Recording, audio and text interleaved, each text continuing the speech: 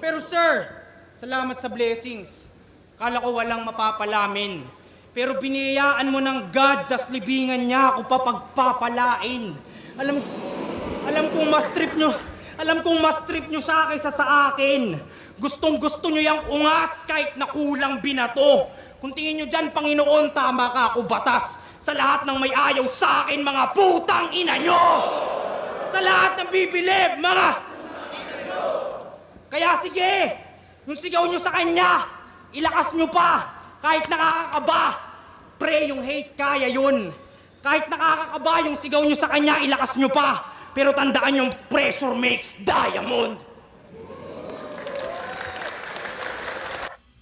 Ayun, okay din yung round 1 ni Raffian kung tutuusin. Magaganda rin yung mga ano niya, yung mga lines niya, tsaka yung bars niya.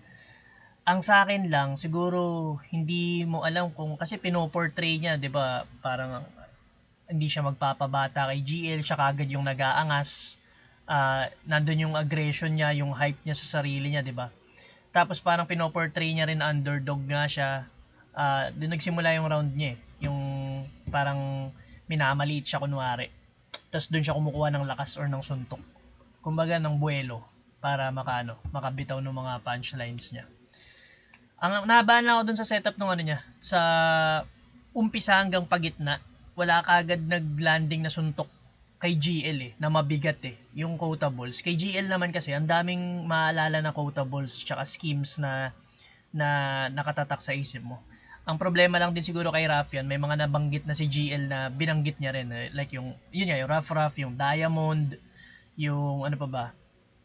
Meron pa may mga narinig pa ako na sinabi ni Raffian na parang narinig ko na rin sa iba eh. Yung kagaya nung barko, yung tipsy D, aatrasan, pagpapalain. Ayun, ewan ko, kung matagal ka nang nanonood ng battle rap, may mga tutunog na kagad sa'yo eh. Parang similar din. Kumbaga, kung paano mo na lang siya gagamitin as an idea na magiging different sa iba, dun mo mapapakita yung yung creativity mo eh. Paano natin round 2 ni GL? Pero round 1 kay GL ako dito.